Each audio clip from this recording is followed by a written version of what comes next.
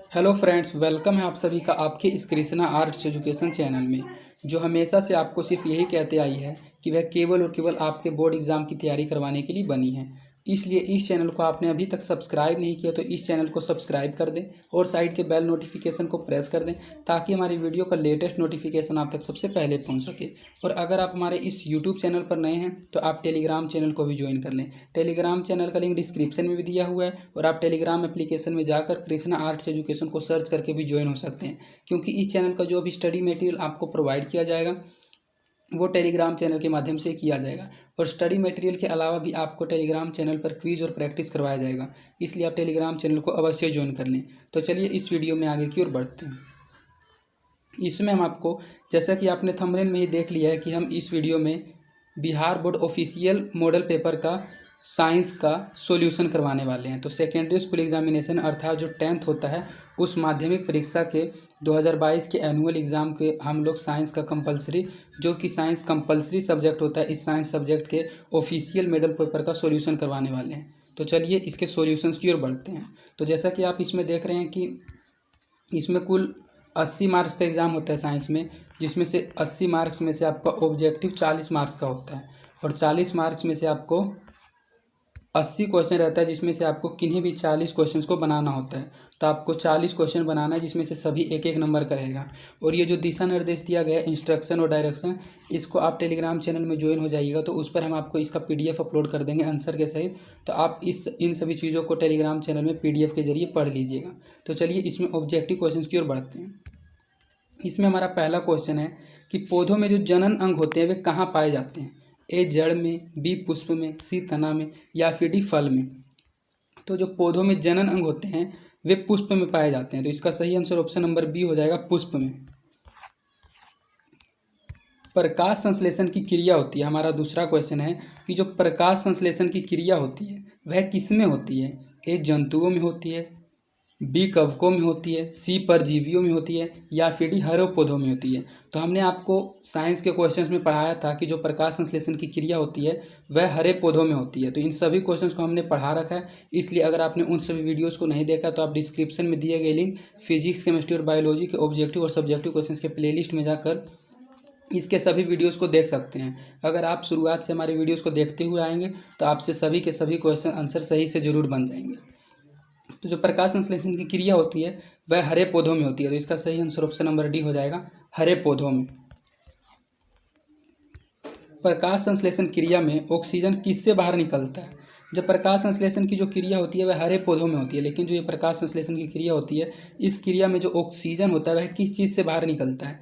ए जल से बाहर निकलता है, बी ग्लूकोज से बाहर निकलता है, सी CO2 से बाहर निकलता है, कार्बन डाइऑक्साइड से, या फिर डी डिक्टियासोम से बाहर निकलती है। तो जो प्रकाश संश्लेषण की क्रिया होती है उसमें ऑक्सीजन जल से बाहर निकलता है। तो इसका सही आंसर ऑप्शन नंबर ए हो जाएगा, प्रकाश संश्लेषण की क्रिया में ऑक्सीजन जल से बाहर निकलता है।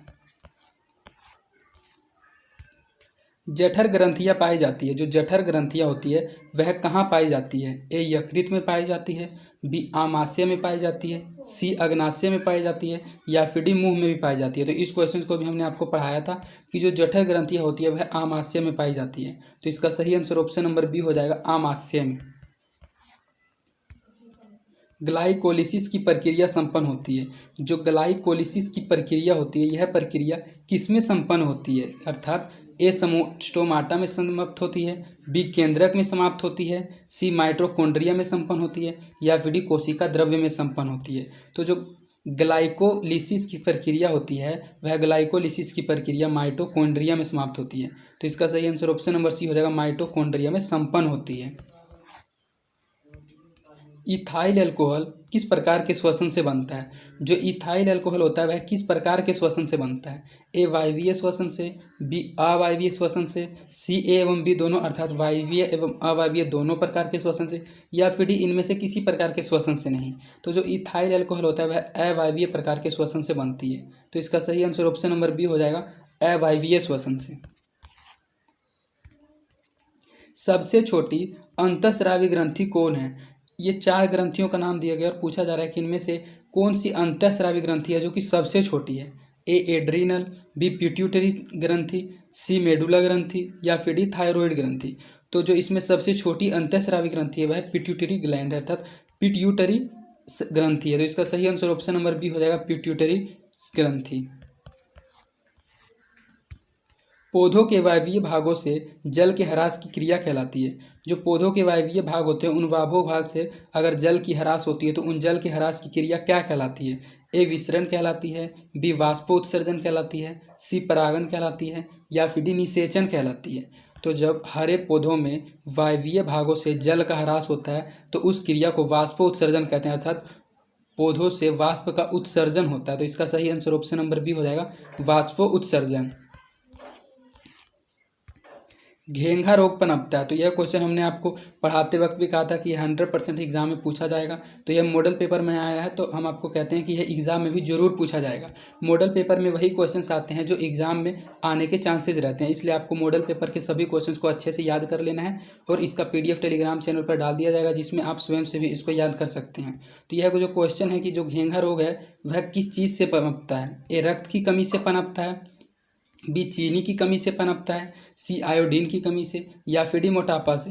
तो जो घेंघा रोग होता है वह आयोडीन की कमी से पनपता है।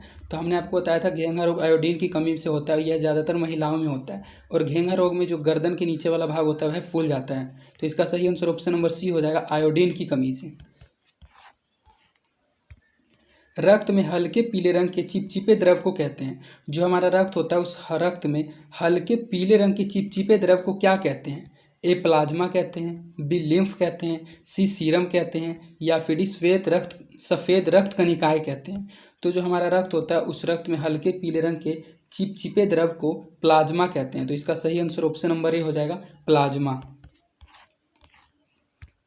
रक्तचाप मापने के उपकरण को कहते हैं। जो ब्लड प्रेशर को मापता है, अर्थात रक्तचाप के मापने वाला उपकरण होता है, उस उपकरण को क्या कहा जाता है? ए स्टेथोस्कोप, बी एमीटर, सी लैक्टोमीटर, या फिर डी सिफगोमैमोमीटर। तो जो रक्तचाप को मापने वाला मशीन होता है उसको सिफगमोमैनोमीटर कहा जाता है। तो इसका सही आंसर ऑप्शन नंबर डी हो जाएगा, सिफगमोमैनोमीटर। और ये जो स्टेथोस्कोप, एमीटर और लैक्टोमीटर होता है, यह तो बिजली का एक यंत्र होता है। लैक्टोमीटर और स्टेथोस्कोप से किसी अन्य चीज़ का ये उपकरण है। तो जो रक्तचाप मापने का उपकरण होता है वह सिफगोमैनोमीटर होता है। तो इसका सही आंसर ऑप्शन नंबर डी हो जाएगा, सिफगमोमैनोमीटर।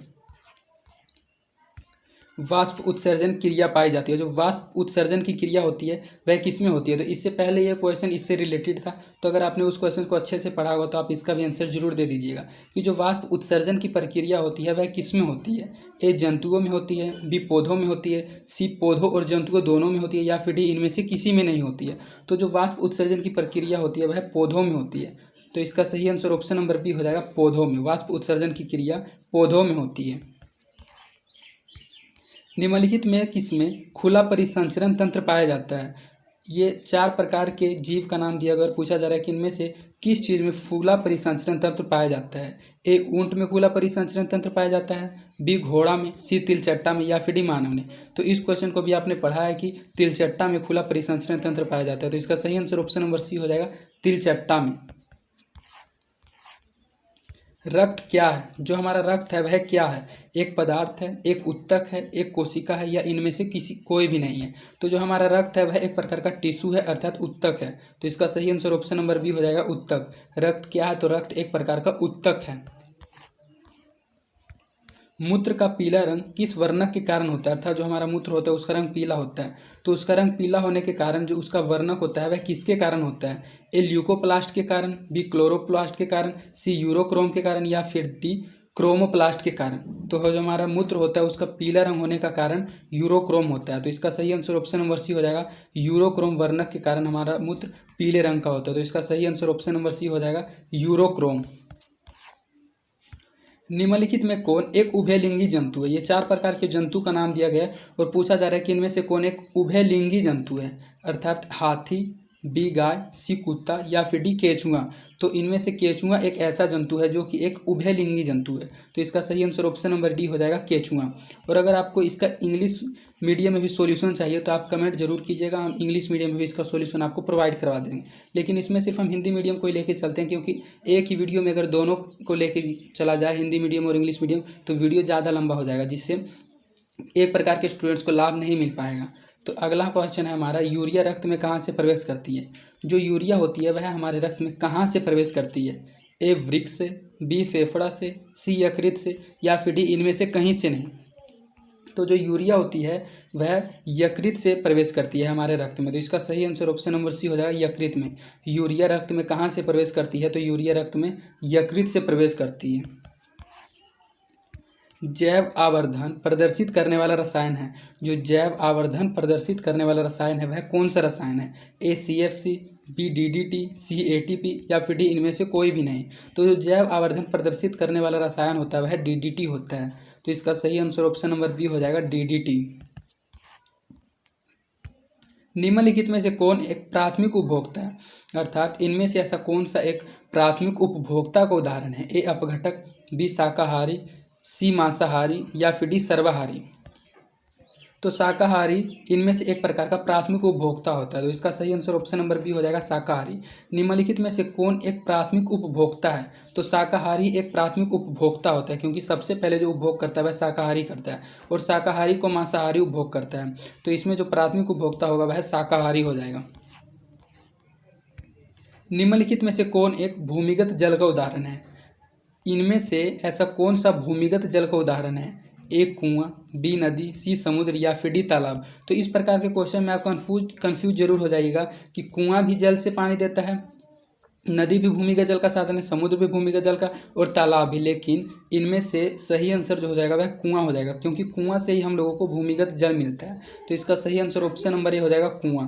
निम्नलिखित में से कौन एक भूमिगत जल का उदाहरण है, तो भूमिगत जल का उदाहरण सिर्फ और सिर्फ कुआं है। तो इसका सही आंसर ऑप्शन नंबर ए हो जाएगा, कुआं। प्राकृतिक चुनाव द्वारा जीवों का विकास कहलाता है। जब प्राकृतिक चुनाव द्वारा जीवों का विकास होता है तो वह क्या कहलाता है। ए मेंडलवाद, बी लामार्कवाद, सी डार्विनवाद, या फिर डी सूक्ष्म विकास। तो जब प्राकृतिक चुनाव द्वारा जीवों का विकास होता है तो वह डार्विनवाद कहलाता है। तो इसका सही आंसर ऑप्शन नंबर सी हो जाएगा, डार्विनवाद। हरे पौधे कहलाते हैं, जो हरे पौधे होते हैं वे क्या कहलाते हैं। ए उपभोक्ता कहलाते हैं, बी अपघटक कहलाते हैं, सी उत्पादक कहलाते हैं, या फिर डी इनमें से किसी प्रकार की कोई चीज़ नहीं कहलाते हैं। तो जो हरे पौधे होते हैं आप स्वयं ही अंदाज़ा लगा दीजिए कि वह उत्पादक ही कहलाते होंगे, क्योंकि वे उत्पादन करते हैं। तो इसका सही आंसर ऑप्शन नंबर सी हो जाएगा, उत्पादक। जो हरे पौधे होते हैं वे उत्पादक कहलाते हैं। तो इसका सही आंसर ऑप्शन नंबर सी हो जाएगा, उत्पादक कहलाते हैं। अंडो उत्सर्ग का कारण है, जो अंडो उत्सर्ग का कारण है वह क्या है। ए LH, बी एस्ट्रोजन, सी FHH, या फिर डी इनमें से कोई भी नहीं। तो जो अंडो उत्सर्ग का कारण है तो इसका सही आंसर ऑप्शन नंबर ए हो जाएगा, अंडो उत्सर्ग का कारण होता है ल्यूटेनाइजिन हार्मोन। तो इसका सही आंसर ऑप्शन नंबर ए हो जाएगा, LH। लैंगरहैंस की द्वीपिकाएँ कहाँ पाई जाती है। जो लैंगरहैंस की द्वीपिकाएँ होती है वह कहाँ पाई जाती है। ए अंडाशय में पाई जाती है, बी अमाशय में पाई जाती है, सी अग्नाशय में पाई जाती है, या फिर डी वृक्क में पाई जाती है। तो जो लैंगरहैंस की द्वीपिकाएँ होती है वे अग्नाशय में पाई जाती है। तो इसका सही आंसर ऑप्शन नंबर सी हो जाएगा, अग्नाशय में। लैंगरहैंस की द्वीपिकाएँ अग्नाशय में पाई जाती है। थायरोक्सिन हार्मोन के संश्लेषण में निम्नलिखित में से किसका होना आवश्यक है। अर्थात जब थायरोक्सिन हार्मोन का संश्लेषण होता है तो उसके संश्लेषण के समय इनमें से किस चीज़ का होना अति आवश्यक है। ए आयरन का, बी मैग्नीज का, सी क्लोरीन का, या फिर डी आयोडीन का। तो जब थायरोक्सिन हार्मोन होता है तो उस हार्मोन के संश्लेषण में आयोडीन का होना अति आवश्यक है। तो इसका सही आंसर ऑप्शन नंबर डी हो जाएगा, आयोडीन का होना आवश्यक है।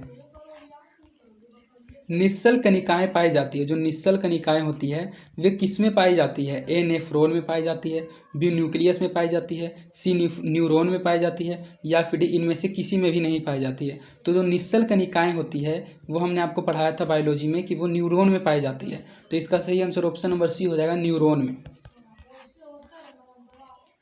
मानव मस्तिष्क का वजन होता है। तो यह एक प्रकार का जनरल नॉलेज का भी क्वेश्चन है जो आपको याद रहना चाहिए कि जो हमारा मस्तिष्क होता है अर्थात मानव का मस्तिष्क होता है उसका वजन कितना होता है। ए 1500 से 2000 ग्राम, बी 500 से 1500 ग्राम, सी 1200 से 1400 ग्राम, या फिर डी इनमें से कोई भी नहीं। तो जो मानव मस्तिष्क का वजन होता है वह 1200 से 1400 ग्राम होता है, अर्थात 1.2 से 1.4 kg के बीच होता है। तो इसका सही आंसर ऑप्शन नंबर सी हो जाएगा, 1.4 से 1.2 से 1.4 kg। और इस क्वेश्चन को आपको अच्छे से याद रखना है क्योंकि यह एक प्रकार का जनरल नॉलेज का भी क्वेश्चन है जो आपको याद रहना चाहिए कि मानव मस्तिष्क का वजन कितना होता है। तो मानव मस्तिष्क का वजन 1.2 से 1.4 kg के बीच होता है। निकट दृष्टि अथवा दूर दृष्टि के दोष के निवारण हेतु प्रयुक्त लेंस द्वारा प्रतिबिंब होता है। अर्थात जब निकट दृष्टि दोष अथवा दूर दृष्टि दोष के निवारण हेतु प्रयुक्त लेंस जो होता है, तो उस लेंस के द्वारा बना प्रतिबिंब कैसा होता है। ए वास्तविक और सीधा होता है, बी काल्पनिक और सीधा होता है, सी काल्पनिक और उल्टा होता है, या फिर डी वास्तविक और उल्टा होता है।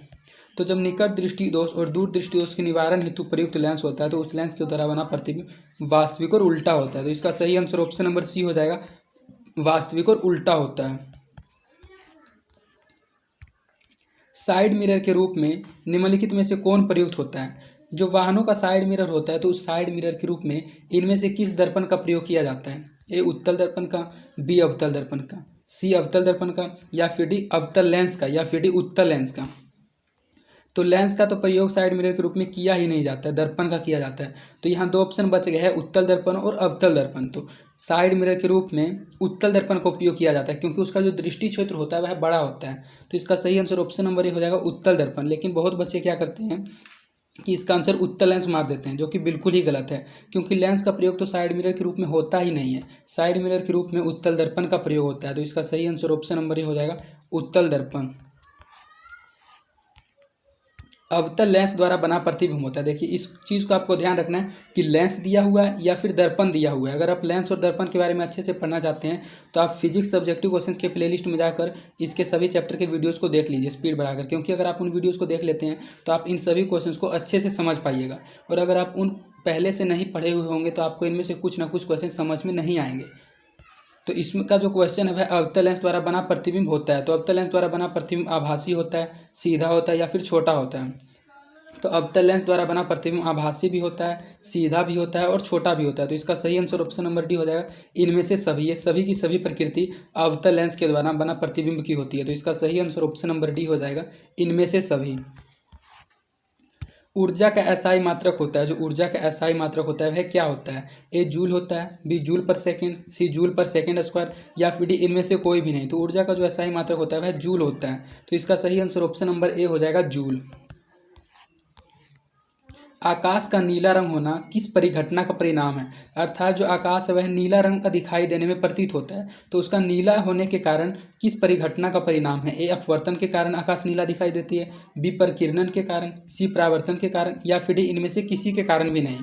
तो जो आकाश का रंग नीला होने की परिघटना है परिकिरणन का परिणाम है। तो इसका सही आंसर ऑप्शन नंबर बी हो जाएगा, परिकिरणन। अर्थात आकाश परिकिरणन के कारण ही हम लोगों को नीला प्रतीत दिखाई देती है। सामान्य नेत्र के लिए स्पष्ट दृष्टि की न्यूनतम दूरी होती है। जो सामान्य नेत्र होता है, मानव नेत्र की सामान्य दृष्टि न्यूनतम दूरी कितनी होती है। ए 25 मीटर, बी 2.5 सेंटीमीटर, सी 25 सेंटीमीटर, या फिर डी 2.5 मीटर। तो जो मानव नेत्र की न्यूनतम स्पष्ट दृष्टि की दूरी होती है वह 25 सेंटीमीटर होती है। तो इसका सही आंसर ऑप्शन नंबर सी हो जाएगा, 25 सेंटीमीटर। किसी उत्तल लेंस का फोकस अंतर 50 सेंटीमीटर है, तो उसकी क्षमता क्या होगी। जो उत्तल लेंस होता है उस उत्तल लेंस का फोकस अंतर धनात्मक होता है और अवतल लेंस का फोकस ऋणात्मक होता है। तो इसमें आपको इस बात को ध्यान रखना है कि इसमें दिया गया है उत्तल लेंस, तो उत्तल लेंस का फोकस अंतर धनात्मक होता है। अर्थात ये आंसर और ये आंसर ये तो बिल्कुल ही गलत है। तो बच गया दो आंसर, ए और डी। ए है 5 डायोप्टर और डी है 2 डायोप्टर। तो जो उत्तल लेंस का फोकस अंतर अगर 50 सेंटीमीटर है तो उसकी क्षमता 2 डायोप्टर होगी, +2 डायोप्टर। तो इसका सही आंसर ऑप्शन नंबर डी हो जाएगा, +2 डायोप्टर। और अगर आप इन क्वेश्चंस को और ज़्यादा डिटेल से पढ़ना चाहते हैं तो आप फिजिक्स सब्जेक्टिव क्वेश्चंस और ऑब्जेक्टिव क्वेश्चंस के प्लेलिस्ट के सभी वीडियोज़ को देख लीजिए, क्योंकि अगर आप उन वीडियोज़ को अच्छे से देख लीजिएगा तो आपको ये सभी क्वेश्चंस अच्छे से समझ आएंगे। लेकिन हम आपको इसमें इतना समझा देते हैं कि जो उत्तल लेंस होता है उसका फोकस अंतर धनात्मक होता है। तो इसका सही आंसर ऑप्शन नंबर डी हो जाएगा, 2 डायोप्टर। और अगर यहाँ अवतल लेंस होता है तो अवतल लेंस का -2 डायोप्टर हो जाता है। तो इसके अनुसार इसका सही आंसर ऑप्शन नंबर डी हो जाएगा, +2 डायोप्टर। एक प्रिज्म कितने सतहों से घिरा होता है। अर्थात जो एक प्रिज्म होता है वह कितने सतहों से घिरकर बनता है। ए 2 सतहों से, बी 3 सतहों से, सी 4 सतहों से, या फिर डी 5 सतहों से। तो जो एक प्रिज्म होता है वह कम से कम 5 सतहों से घिरकर बनता है और अधिक से अधिक 5 सतहों से घिरकर बनता है। तो इसका सही आंसर ऑप्शन नंबर डी हो जाएगा, 5। एक प्रिज्म 5 सतहों से घिरकर बनता है। अभिनेत्र लेंस की फोकस दूरी में परिवर्तन किया जाता है। जो अभिनेत्र लेंस की फोकस दूरी होती है उसमें जो परिवर्तन होता है वह किसके द्वारा किया जाता है? ए पुतलियों के द्वारा परिवर्तन किया जाता है, बी परितारिका के द्वारा, सी दृष्टिपटल के द्वारा, या फिर डी पक्षमाभि पेशियों के द्वारा। तो अभिनेत्र लेंस की फोकस दूरी में परिवर्तन पक्षमाभि पेशियों के द्वारा किया जाता है। तो इसका सही आंसर ऑप्शन नंबर डी हो जाएगा, पक्षमाभि पेशियों द्वारा। प्रकाश के परावर्तन के कितने नियम है? यह क्वेश्चन बहुत ज़्यादा इंपॉर्टेंट है, जो बोर्ड एग्जाम में पूछे जाने का 100% हम दावा करते हैं कि जो प्रकाश का परावर्तन का नियम है वह कितना नियम है? ए 1 नियम है, बी 2 नियम है, सी 3 नियम है, या फिर डी 4 नियम है। तो प्रकाश के परावर्तन के कुल 2 नियम है। तो इसका सही आंसर ऑप्शन नंबर बी हो जाएगा, प्रकाश के परावर्तन के 2 नियम है। फोटोग्राफिक कैमरा का अभिदृश्यक होता है, जो फोटोग्राफिक कैमरा होता है उस कैमरे का अभिदृश्यक कैसा होता है? ए उत्तल लेंस का अभिदृश्यक होता है, बी अवतल लेंस का, सी उत्तल दर्पण का, या फिर डी अवतल दर्पण का। तो जैसा कि हमने आपको साइड मिरर के रूप बताया था साइड मिरर वाले क्वेश्चन में कि साइड मिरर में दर्पण का प्रयोग होता है, लेंस का प्रयोग नहीं होता है। तो उसी प्रकार आपको कैमरा में ध्यान रखना है कि कैमरा में कभी भी दर्पण का प्रयोग नहीं किया जाता है। तो ऑप्शन नंबर सी और ऑप्शन नंबर डी तो बिल्कुल ही गलत हो जाएगा।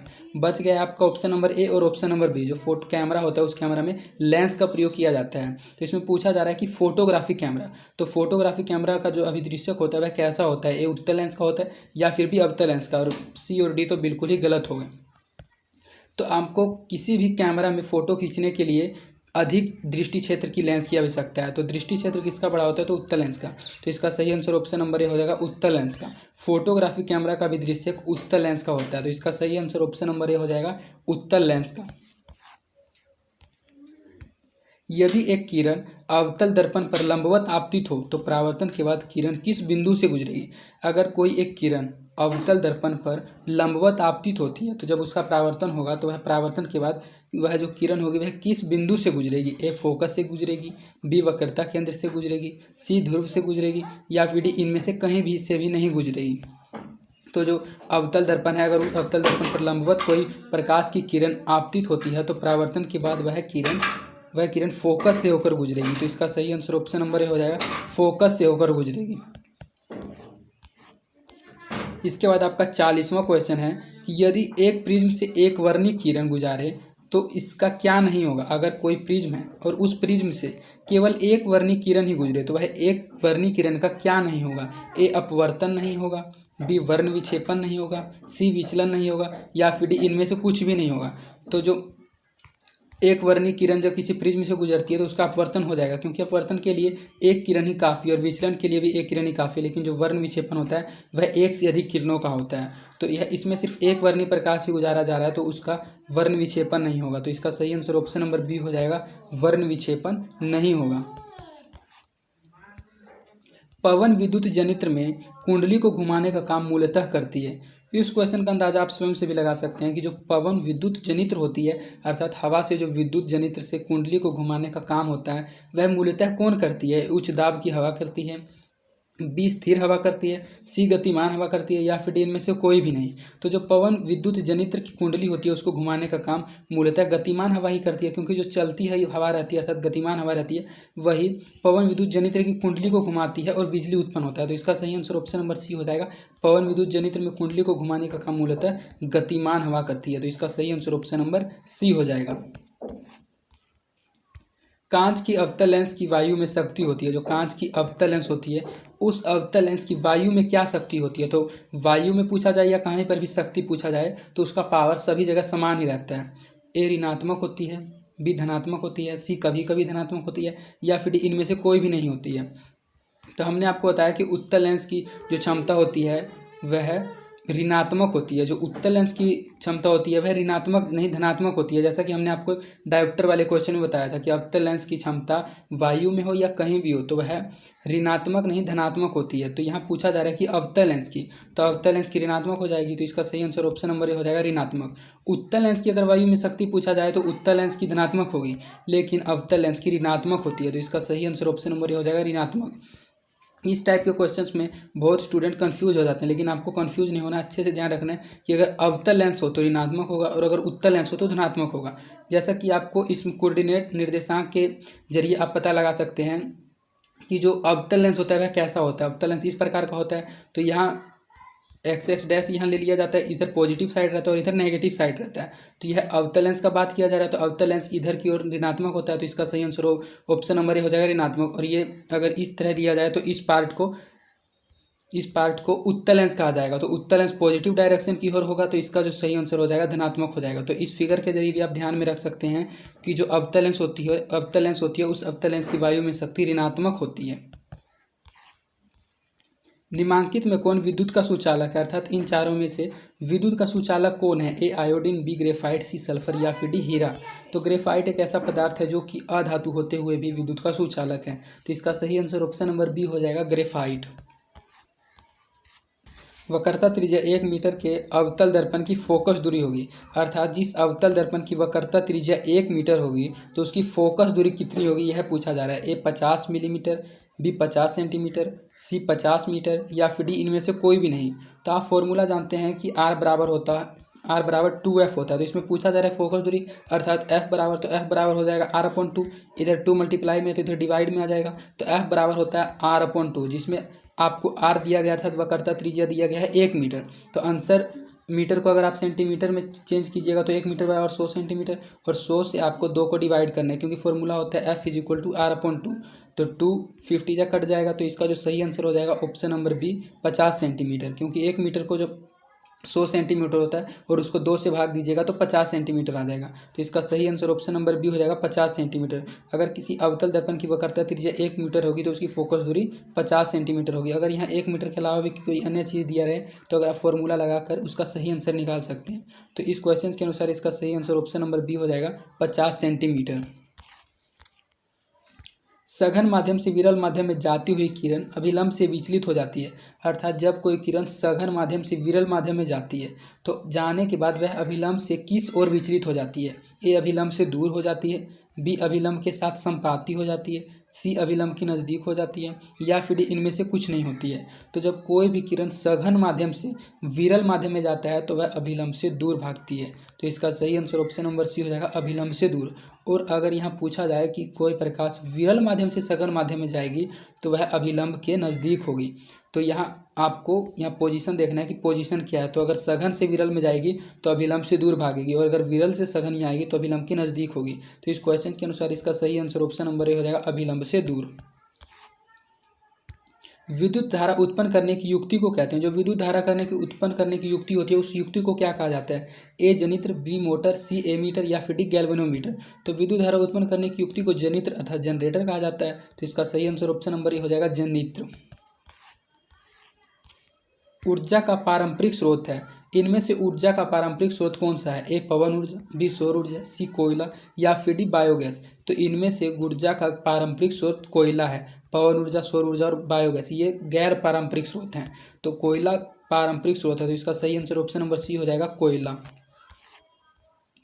कांच की एक समानांतर पट्टिका पर श्वेत किरण तिरछी आपतित होती है। तो निम्नलिखित में कौन प्रथम अपवर्तन के साथ घटित होगा?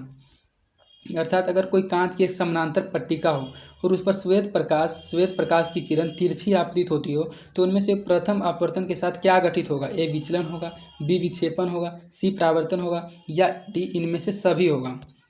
तो अगर कांच की समानांतर पट्टिका होगी तो उससे कुछ किरण विचलन भी हो जाएगी, कुछ परावर्तित भी हो जाएगी और कुछ का विक्षेपण भी होगा। तो इसका सही आंसर ऑप्शन नंबर डी हो जाएगा इनमें से सभी। ये सभी की सभी घटनाएं घटित होगी। तो इसका सही आंसर ऑप्शन नंबर डी हो जाएगा इनमें से सभी। हमारे घरों में जो विद्युत आपूर्ति की जाती है वह है, अर्थात जो हमारा घर होता है उन घरों में विद्युत आपूर्ति की जाती है वह कौन सी विद्युत होती है? ए 220 वोल्ट की दिष्ट धारा होती है अर्थात डीसी करंट, बी 12 वोल्ट की दिष्ट धारा होती है 12 वोल्ट की डीसी करंट, सी 220 वोल्ट की प्रत्यावर्ती धारा होती है अर्थात प्रत्यावर्ती धारा को एसी करंट कहा जाता है और दिष्ट धारा को डीसी करंट कहा जाता है, या फिर डी 12 वोल्ट की प्रत्यावर्ती धारा। तो हमारे घरों में जो विद्युत आपूर्ति की जाती है वह 220 वोल्ट की प्रत्यावर्ती धारा होती है अर्थात एसी करंट होती है। तो इसका सही आंसर ऑप्शन नंबर सी हो जाएगा 220 वोल्ट की प्रत्यावर्ती धारा। जस्ता की परमाणु संख्या, तो इस टाइप के क्वेश्चंस को तो आपको याद ही करना पड़ेगा, क्योंकि परमाणु संख्या का कोई ट्रिक नहीं होता है, इसको आपको याद ही करना पड़ेगा परमाणु संख्या के टेबल में। तो जस्ता की परमाणु संख्या कितनी होती है? ए 24, बी 28, सी 29 या फिर डी 30। तो जस्ता की परमाणु संख्या 30 होती है। तो इसका सही आंसर ऑप्शन नंबर डी हो जाएगा 30। धोबिया सोडा का रासायनिक सूत्र क्या है? NO2CO3 into 10H2O, B Na2CO3 into 7H2O, C Na2CO3 into 5H2O, या फिर D Na2CO3 इंटू H2O, मतलब कि 1H2O। तो जो धोबिया सोडा होता है उसका रासायनिक सूत्र अर्थात धोने वाले सोडा का रासायनिक सूत्र Na2CO3 इंटू 10, आपको याद रखना है 10H2O होता है, क्योंकि सभी के सभी इक्वेशन सेम ही रहेंगे, सिर्फ यहाँ पर 10 होगा, कहीं 7 होगा, कहीं 5 होगा, कहीं 1 होगा, क्योंकि यहाँ H2O के साथ 1 गुना है। तो आपको याद रखना है कि धोने वाला सोडा का रासायनिक सूत्र Na2CO3 इंटू 10H2O होता है। तो इसका सही आंसर ऑप्शन नंबर ए हो जाएगा Na2CO3 इंटू 10H2O। निम्नांकित में कौन प्रबल क्षारक अर्थात इनमें से ऐसा कौन सा पदार्थ है जो कि प्रबल क्षारक है? ए MgOH के whole 2, B NH4OH, C NaOH, या फिर D CuOH के होल 2। तो जो निम्नांकित में प्रबल क्षारक है वह NaOH होता है। तो इसका सही आंसर ऑप्शन नंबर सी हो जाएगा NaOH। निम्नलिखित में से कौन प्रबल क्षारक है? तो NaOH एक प्रबल क्षारक है। हेमेटाइट निम्नांकित में से किस धातु का अयस्क है? था जो हेमेटाइट होता है वह किस धातु का अयस्क होता है? ए Zn अर्थात जिंक का, बी Cu, Bfe दिया हुआ है Bfe अर्थात लोहा का, सी में Cu है अर्थात कॉपर का, और डी में एल्यूमिनियम है अर्थात एल्यूमिनियम का। तो जो हेमाटाइट होता है वह Fe अर्थात लोहे धातु का अयस्क होता है। तो इसका सही आंसर ऑप्शन नंबर बी हो जाएगा Fe, लेकिन हम बी में Cu बोल रहे थे क्योंकि बी हम यहाँ पढ़ लिए थे। तो ए है Zn अर्थात जिंक, बी है Fe अर्थात लोहा, सी है Cu अर्थात कॉपर, बी है Au अर्थात एल्यूमिनियम। तो आपको नाम के जरिए अर्थात इन चीज़ के जरिए उसका पूरा नाम जानना बहुत ही जरूरी है। तो Fe को लोहा कहा जाता है और लोहा का ही एक अयस्क हेमाटाइट होता है। तो इसका सही आंसर ऑप्शन नंबर बी हो जाएगा Fe। सल्फाइड अयस्क का सांद्रण निम्नांकित में से किस विधि द्वारा होता है? ये 4 प्रकार की विधि दिया गया और पूछा जा रहा है कि सल्फाइड अयस्क का सांद्रण अर्थात सल्फाइड अयस्क को किस प्रकार इनमें से किस विधि द्वारा निकाला जाता है? ए दर्पण विधि द्वारा, बी हाथ से चुनकर, सी निस्तापन द्वारा, या फिर डी फेन उत्प्लावन विधि के द्वारा। तो सल्फाइड अयस्क का सांद्रण फेन उत्प्लावन विधि के द्वारा होता है। तो इसका सही आंसर ऑप्शन नंबर डी हो जाएगा फेन उत्प्लावन विधि के द्वारा। अभिक्रिया ZnO2Zn plus O2 equal to 2ZnO किस प्रकार की अभिक्रिया अर्थात इसमें जो ऑक्सीजन है उसका संयोग हो रहा है, तो यह उपचयन होगी, विस्थापन होगी, सी उदासीनीकरण होगी, या फिर डी अपघटन होगी। तो अगर ZnO के साथ O2 संयोग कर रही है और 2ZnO बना रही है तो यह जो प्रक्रिया होगी अभिक्रिया होगी यह उपचयन अभिक्रिया होगी। तो इसका सही आंसर ऑप्शन नंबर ए हो जाएगा उपचयन अभिक्रिया। ग्लूकोज का आणविक सूत्र है, ये 8 प्रकार के आणविक सूत्र दिया गया है और पूछा जा रहा है कि इनमें से ग्लूकोज का आणविक सूत्र क्या है? ए C2H5OH, बी C6H12O6, सी H2SO4, या फिर डी C5H15N7। तो जो ग्लूकोज का आणविक सूत्र होता है वह C6H12O6 होता है। तो इसका सही आंसर ऑप्शन नंबर बी हो जाएगा C6H12O6। अम्ल का जलीय विलयन विद्युत का संचालन करता है, क्योंकि अम्ल जल में जो अम्ल का जलीय विलयन होता है वह विद्युत का संचालन करता है, क्योंकि अम्ल जो जल में विलय होता है, जल में अविलय होता है, जल में आयनित होता है, या फिर इनमें से कुछ भी नहीं होता है। तो अम्ल जलीय विलयन का संचालन विद्युत का संचालन इसलिए करता है क्योंकि जो अम्ल होता है वह जल में आयनित होता है। तो इसका सही आंसर ऑप्शन नंबर सी हो जाएगा जल, अम्ल वाला जो जल होता है वह जल में आयनित हो जाता है। तो इसका सही आंसर ऑप्शन नंबर सी हो जाएगा आयनित होता है। लिथियम के बाह्यतम सेल में कितने इलेक्ट्रॉन विद्यमान है? जो लिथियम होता है उसका बाह्यतम सेल में कितने इलेक्ट्रॉन होता है? A1, B2, C3, या फिर D4। तो जो लिथियम का बाह्यतम सेल होता है उसमें इलेक्ट्रॉनों की संख्या 1 होती है। तो इसका सही आंसर ऑप्शन नंबर ए हो जाएगा 1। आवर्त सारणी के शून्य समूह का तत्व है, जो आवर्त सारणी का शून्य समूह होता है उसका तत्व क्या है? A Cl chlorine, B H, C He, या फिर D Na। तो जो आवर्त सारणी का शून्य समूह का तत्व होता है उसका सही आंसर ऑप्शन नंबर सी हो जाएगा He अर्थात हीलियम। आवर्त सारणी के शून्य समूह का तत्व है हीलियम। तो इसका सही आंसर ऑप्शन नंबर सी हो जाएगा शून्य समूह का तत्व He होता है। निम्नांकित में कौन सर्वाधिक विद्युत ऋणात्मक तत्व है? अर्थात इनमें से ऐसा कौन सा तत्व है जो कि सबसे अधिक विद्युत ऋणात्मक तत्व है? A F, B K, C I, या फिर D Na। तो जो Na होता है वह सोडियम होता है, I आयोडीन होता है, F फ्लोरीन होता है, K पोटेशियम होता है। तो इनमें से जो सर्वाधिक विद्युत ऋणात्मक तत्व होता है वह फ्लोरीन होता है। तो इसका सही आंसर ऑप्शन नंबर ए हो जाएगा फ्लोरीन, क्योंकि इन तीनों के मुकाबले सबसे अधिक विद्युत ऋणात्मक तत्व फ्लोरीन ही होता है। तो इसका सही आंसर ऑप्शन नंबर ए हो जाएगा फ्लोरीन। जल के वैद्युत अपघटन में कैथोड पर कौन सी गैस मुक्त होती है? जब जल का वैद्युत अपघटन कराया जाता है तो उस वैद्युत अपघटन में कैथोड पर कौन सी गैस मुक्त होती है? ए ऑक्सीजन होती है, बी ओजोन होती है, सी हाइड्रोजन होती है या फिर डी इनमें से कुछ भी नहीं होती है। तो जब जल का विद्युत अपघटन होता है तो उसके कैथोड पर हाइड्रोजन गैस मुक्त होती जाती है। तो इसका सही आंसर ऑप्शन नंबर सी हो जाएगा, हाइड्रोजन गैस। हमारे शरीर का पीएच मान होता है, तो जैसा कि हमने आपको एक क्वेश्चन पढ़ाया था कि मानव मस्तिष्क का वजन कितना होता है, तो वह 1200 से 1400 ग्राम के बीच होता है। तो उसी प्रकार का यह भी एक जनरल नॉलेज का क्वेश्चन है जो आपको अच्छे से ध्यान में रहना चाहिए कि जो हमारा शरीर होता है उसका पीएच मान क्या है। ए 2 से 3, बी 5 से 7, सी 7.0 से 7.8 या फिर डी 9.1 से 9.5। तो जो हमारा शरीर का पीएच मान है वह 7.0 से 7.8 के बीच होता है। तो इसका सही आंसर ऑप्शन नंबर सी हो जाएगा, 7.0 से 7.8। निम्नांकित यौगिकों में कौन अम्ल है? ये 4 प्रकार का यौगिक दिया गया है और पूछा जा रहा है कि इन यौगिकों में कौन सा यौगिक अम्ल है। ए Na2O, बी CuO, सी CaOH या फिर डी H2SO4। तो इनमें से एक ऐसा यौगिक H2SO4 ही है जो कि अम्ल है। तो इसका सही आंसर ऑप्शन नंबर डी हो जाएगा, H2SO4। निम्नांकित में कौन संश्लेषित सूचक है, अर्थात इनमें से ऐसा कौन सा चीज़ है जो कि एक प्रकार का संश्लेषित सूचक है। ए हल्दी, बी लिटमस पत्र, सी मेथिल ऑरेंज या फिर डी लाल पत्ता गोभी। तो मेथिल ऑरेंज इनमें से संश्लेषित सूचक है। तो इसका सही आंसर ऑप्शन नंबर सी हो जाएगा, मेथिल ऑरेंज। कार्बन डाइऑक्साइड जल से अभिक्रिया करके बनाता है। जब कार्बन डाइऑक्साइड जल से अभिक्रिया करता है तो वह क्या बनाता है? ए सल्फ्यूरिक अम्ल, बी कार्बोलिक अम्ल, सी कार्बोनिक अम्ल या फिर डी हाइड्रोक्लोरिक अम्ल। तो जब कार्बन डाइऑक्साइड जल से अभिक्रिया करता है तो वह कार्बोनिक अम्ल बनाता है। तो इसका सही आंसर ऑप्शन नंबर सी हो जाएगा, कार्बोनिक अम्ल। कॉपर पाइराइड्स का रासायनिक संगठन है। जो कॉपर पाइराइड्स होता है उसका रासायनिक संगठन क्या होता है? ए CuFeS, बी CuFeS2, सी CuFeS या फिर डी Cu2FeS2। तो जो कॉपर पाइराइड्स होता है उसका रासायनिक सूत्र CuFeS2 होता है। तो इसका सही आंसर ऑप्शन नंबर बी हो जाएगा, अर्थात इसका रासायनिक संगठन का सूत्र होता है यह CuFeS2। तो इसका सही आंसर ऑप्शन नंबर बी हो जाएगा, CuFeS2।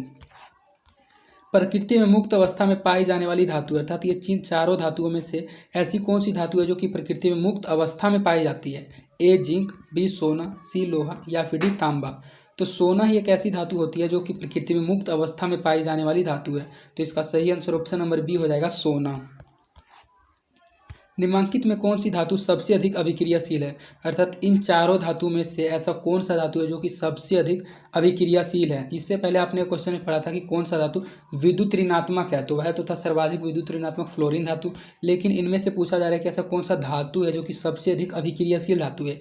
ए Zn अर्थात जिंक, बी Ag अर्थात चांदी, सी Au अर्थात एल्यूमिनियम, डी Cu अर्थात कॉपर। तो इनमें से ऐसा कौन सा धातु है जो कि सबसे अधिक अभिक्रियाशील है? तो Zn अर्थात जिंक। जिंक इनमें से इन तीनों में से सबसे अधिक अभिक्रियाशील धातु है। तो इसका सही आंसर ऑप्शन नंबर ए हो जाएगा, Zn अर्थात जिंक।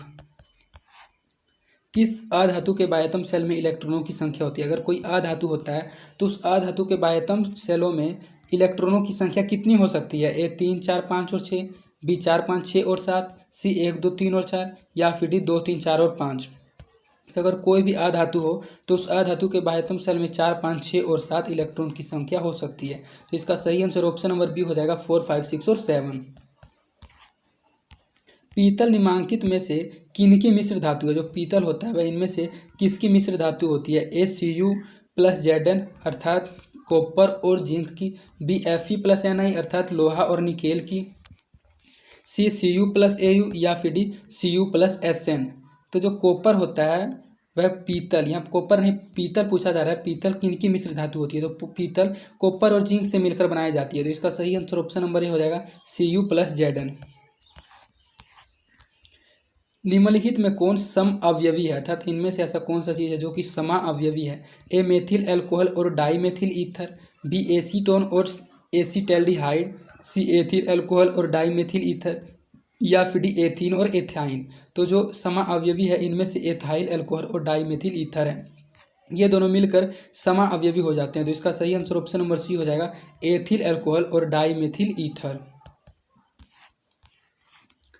CH3CO C2H5 का जो IUPAC प्रणाली है उसके अनुसार क्या नाम है? तो यहाँ CH3 दिया गया है अर्थात मीथेन। तो ए है मेथोक्सिन, बी है प्रोक्सोमीथेन, सी है एथोक्सी मेथेन या फिर डी एथिल मेथिल ईथर।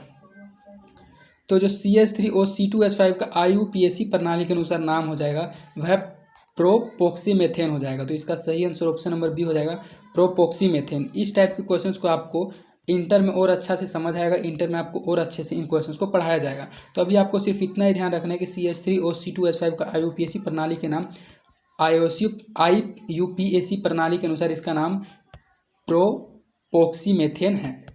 इसके बाद आपका नेक्स्ट क्वेश्चन है, लोहे की अभिक्रिया भाप से कराने पर लोहे का कौन सा ऑक्साइड बनता है। अगर आप लोहे की अभिक्रिया किसी भाप से करा देते हैं तो लोहे का कौन सा ऑक्साइड बनेगा। A Fe3O4 बनेगा, B Fe3O2 बनेगा, C Fe2O3 बनेगा या फिर D FeO बनेगा। तो अगर आप किसी लोहे के धातु को भाप से अभिक्रिया कराते हैं तो Fe3O4 बन जाएगा। तो इसका सही आंसर ऑप्शन नंबर ए हो जाएगा Fe3O4। एक तत्व की परमाणु संख्या अगर 16 है तो आवर्त सारणी में इस तत्व की वर्ग संख्या क्या है। अगर किसी भी परमाणु संख्या किसी तत्व की 16 होती है तो आवर्त सारणी में उसकी तत्व की वर्ग संख्या भी उतनी ही होती है। तो यहाँ 16 है तो आंसर भी 16 ही हो जाएगा। तो इसका सही आंसर ऑप्शन नंबर सी हो जाएगा 16। लेकिन बहुत बच्चे क्या करते हैं, यहाँ 16 देखते हैं और इसका वर्ग यहाँ पर पढ़ लेते हैं, पूरे क्वेश्चन को अच्छे से नहीं पढ़ते हैं तो उसका आंसर डी मार अर्थात 4 मार देते हैं, जो कि आंसर बिल्कुल गलत है। किसी तत्व की परमाणु संख्या अगर 16 है तो आवर्त सारणी में इस तत्व की वर्ग संख्या क्या होगी, तो वह 16 ही होगी। तो इसका सही आंसर ऑप्शन नंबर सी हो जाएगा 16। निम्नलिखित में से कौन सी धातु तनि सल्फ्यूरिक अम्ल के साथ अभिक्रिया नहीं करती है। अर्थात इनमें से ऐसा कौन सा धातु है जो कि तनु सल्फ्यूरिक अम्ल के साथ अभिक्रिया नहीं करती है। ए Zn जिंक, बी Fe लोहा, सी Cu कॉपर या फिर डी Mg अर्थात मैग्नीशियम। तो इनमें से ऐसी कौन सी धातु है जो कि तनु सल्फ्यूरिक अम्ल के साथ अभिक्रिया नहीं करती है। तो कॉपर ही एक ऐसा धातु है जो कि तनु सल्फ्यूरिक अम्ल के साथ अभिक्रिया नहीं करती है। तो इसका सही आंसर ऑप्शन नंबर सी हो जाएगा Cu। एक मिश्र धातु में 90% कॉपर और 10% टीन है तो इस मिश्र धातु का नाम क्या होगा। ए सोल्डर, बी ब्रोंज, सी पीतल या फिर डी जर्मन सिल्वर। तो अगर उसमें कॉपर की मात्रा अधिक है तो कॉपर की मात्रा जिस मिश्र धातु में अधिक होती है तो उसको ब्रोंज कहा जाता है। तो इसका सही आंसर ऑप्शन नंबर बी हो जाएगा ब्रोंज। अगर किसी मिश्र धातु में 90% Cu अर्थात कॉपर हो और 10% टीन हो तो अगर Cu की प्रतिशत अधिक हो तो उस पदार्थ को मिश्र धातु को ब्रोंज कहा जाता है। तो इसका सही आंसर ऑप्शन नंबर बी हो जाएगा ब्रोंज। जिंक सोडियम हाइड्रोक्साइड के साथ प्रतिक्रिया कर बनाता है। जो जिंक सोडियम होता है वह हाइड्रोक्साइड के साथ प्रतिक्रिया करके क्या बनाता है। ए H2 गैस को बनाता है, बी O2 गैस को बनाता है, सी H2 और O2 दोनों गैस को बनाता है या फिर डी ZNO को बनाता है। तो जो जिंक होता है वह जिंक सोडियम हाइड्रोक्साइड के साथ प्रतिक्रिया कर केवल और केवल H2 गैस ही बनाता है। तो इसका सही आंसर ऑप्शन नंबर ए हो जाएगा H2 गैस। निम्नलिखित में से कौन सी धातु वायु में उच्च ताप पर गर्म किए जाने पर भी ऑक्सीजन से संयोग नहीं करती है। अर्थात इनमें से ऐसा कौन सा धातु है जो कि बहुत अधिक ताप पर भी अगर आप वायु में उसको उच्च ताप पर गर्म करेंगे तो वह ऑक्सीजन से संयोग नहीं करेगा। ए Al, बी Cu, सी Ag या फिर डी Hg। तो चांदी एक ऐसा धातु होता है जो कि वायु में उच्च ताप पर गर्म किए जाने पर भी ऑक्सीजन से संयोग नहीं करती है। तो इसका सही आंसर ऑप्शन नंबर सी हो जाएगा Ag अर्थात चांदी। अयस्क में उपस्थित अपद्रव्य कहलाते हैं। तो ये सभी के सभी क्वेश्चन जितने हम आपको पढ़ाते हुए आ रहे हैं इन सभी क्वेश्चंस को हमने आपको चैप्टर पढ़ाते समय ही पढ़ाया था। इसलिए अगर आपने उन वीडियोस को नहीं देखा तो आप स्पीडली उन वीडियोस को देख लीजिए और टेलीग्राम चैनल को ज्वाइन करके सभी के PDF को भी जरूर पढ़ लीजिए। तो इसमें पूछा जा रहा है कि अयस्क में उपस्थित अपद्रव्य क्या कहलाते हैं। ए खनिज, बी धातुमल, सी गैंग या फिर डी इनमें से कुछ भी नहीं। तो जो अयस्क में उपस्थित अपद्रव्य अर्थात अशुद्धि होते हैं तो अयस्क में उपस्थित अशुद्धि को गैंग कहा जाता है। तो इसका सही आंसर ऑप्शन नंबर सी हो जाएगा गैंग। इसके बाद आपका इस वीडियो का ही लास्ट क्वेश्चन है कि निम्नलिखित में से किस गुण के कारण धातु के तार बनाए जाते हैं। इनमें से धातु में अर्थात ऐसा कौन सा गुण होता है जिस गुण के कारण धातु के तार बनाए जाते हैं। ए आघात वर्धीनता, बी उष्मीय चालकता, सी तन्यता या फिर डी कठोरता। तो धातु जो होते हैं वे तन्य इतने अधिक होते हैं कि उससे बहुत अधिक लंबी तार खींची जा सकती है। तो तन्य जिसमें होता है वह उससे लंबी तार खींची जाती है। तो निम्नलिखित में किस गुण धर्म के कारण धातुओं के तार बनाए जाते हैं, तो तन्यता गुण के कारण। तो इसका सही आंसर ऑप्शन नंबर सी हो जाएगा तन्यता के कारण। तो इस प्रकार आपका इस वीडियो में 80 objective questions official model paper का कंप्लीट करा दिया गया जो बहुत ज़्यादा इंपॉर्टेंट क्वेश्चंस थे। और इसके बाद आपका विज्ञान के अन्य अलावा भी ऑफिशियल मॉडल पेपर को करवाया जाएगा। इसमें सिर्फ आपका विज्ञान का ही करवाया गया है जो सभी के सभी क्वेश्चंस बहुत ज़्यादा इंपॉर्टेंट थे। और अगर आप इस वीडियो में लास्ट तक बने हुए हैं अर्थात आपने इस वीडियो को लास्ट तक देखा है तो आप 100% एग्ज़ाम में अच्छे मार्क्स लाइएगा। क्योंकि अगर आपको वीडियो देखने की कैपेसिटी है तो आप एग्ज़ाम में अच्छा लिखने की भी आपको कैपेसिटी ज़रूर होगी। और हम इस ऑफिशियल मॉडल पेपर का वीडियो लास्ट में इसलिए लाए हैं और बाकी टीचरों से बाद में इसलिए लाए हैं क्योंकि हम आपको सही और करेक्ट आंसर प्रोवाइड करवाना चाहते थे। और अगर आपको हमारी वीडियोस पसंद आती है तो आप अपने दोस्तों के बीच भी इन वीडियोस को ज़रूर शेयर करें और आप हमारे वीडियोस को लाइक भी ज़रूर करें। इससे हमारा मोटिवेशन बना हुआ रहता है। तो आज के लिए इतना ही। धन्यवाद। मिलते हैं आपसे अगली वीडियो में।